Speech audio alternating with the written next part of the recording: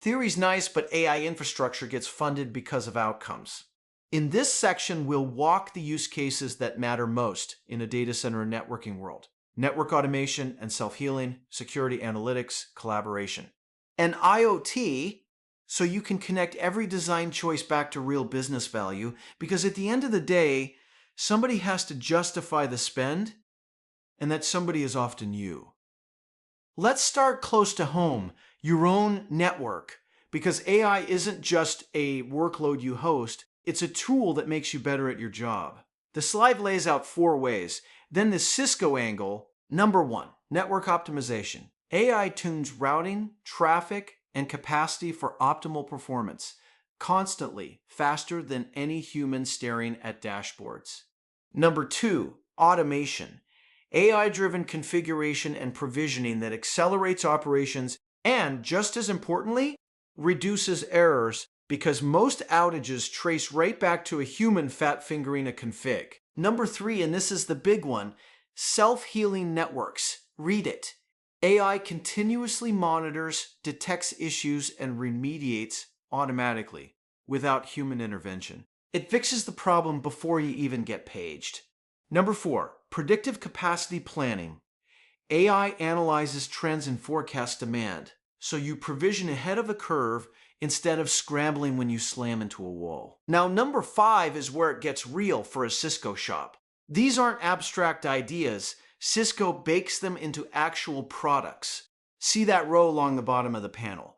Nexus Dashboard, AI ML Insights, Policy and Compliance, Security Assurance, Operational Excellence. Cisco platforms fold AI and machine learning straight into operations to deliver smarter insights, automate tasks, and keep the network secure and high-performing. We'll meet Nexus Dashboard properly in the Operations module. For now, just connect the dots. The AI concepts we're learning right now show up later as dashboards you'll actually click. And look at the payoff strip across the bottom. Higher performance, lower complexity, greater reliability, cost efficiency, business agility. That's the language management cares about. Here's the takeaway, and it's a fun one. The same AI you're building infrastructure for can turn around and help you run that infrastructure. It's a tool and a workload at the same time. Pretty cool, right? Get comfortable speaking to both sides of that coin. It makes you a lot more valuable in the room. Security is where AI really flexes, because attackers move at machine speed and humans simply can't watch everything. Walk the 5 points with me. 1. AI detects anomalies at machine speed. It learns what normal looks like and instantly surfaces the weird stuff a human would miss. 2. Threat detection across huge telemetry volumes, analyzing oceans of logs and flows in real time to catch threats early. That's needle in a haystack work that's flat out hopeless by hand. 3. Predictive risk management. AI flags the emerging risk or the component likely to fail so you can act before impact. 4. Incident response. When something does happen, it correlates signals across systems, prioritizes alerts, and speeds your investigation. That log correlation skill, by the way, comes back hard in the troubleshooting module. But number 5 is the nuance I really want you to catch. And the right side of the slide spells it out. AI plays both sides of the security game. On one hand, AI defends the network. Continuous monitoring, real-time detection, automated response. On the other hand, AI is itself a workload you have to secure. You've got to protect the training data and models, lock down the AI infrastructure and pipelines, and watch for abuse and adversarial attacks. Think about it. An AI cluster stuffed with proprietary models and sensitive training data is exactly what an attacker wants. So you secure the AI stack itself. See that bottom row. Data security, model security, infrastructure security, access control, monitoring, and governance. Here's the mindset to walk away with. AI is a powerful guard dog and a valuable thing worth guarding at the very same time. Designed for both, use AI to defend and defend the AI. Look at the payoff strip. Stronger protection, faster response, lower risk, operational efficiency, business resilience.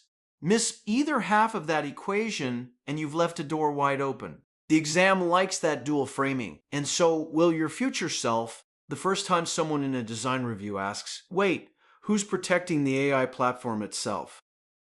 Let's round out the use cases with 4 more, then I'll show you the pattern that actually matters for your designs. Column 1, analytics. Turning raw data into decisions, processing huge volumes, finding patterns and anomalies, and handing leadership something they can act on. Column 2, capacity, planning and forecasting for your infrastructure, predicting demand and growth so you optimize utilization and dodge nasty surprises. Column 3, collaboration. This is the AI living in your meeting tools. Live transcription, multi-language translation, meeting intelligence with summaries and action items. Column 4, IoT, AI at the edge, processing sensor data right where it's born, the factory floor, the wind farm, the vehicle, collecting from devices, processing locally, and cutting the bandwidth you'd otherwise burn hauling it all home. Now here's the part to really internalize. Look at that bottom strip. Each use case sets its own latency and data locality needs, and they're all different. Analytics can run batch to near real-time, capacity forecasting, near real-time. Collaboration needs real-time. Nobody wants a laggy translation mid-sentence. And IoT demands ultra-low latency, right at the edge. Same slide, 4 wildly different requirements.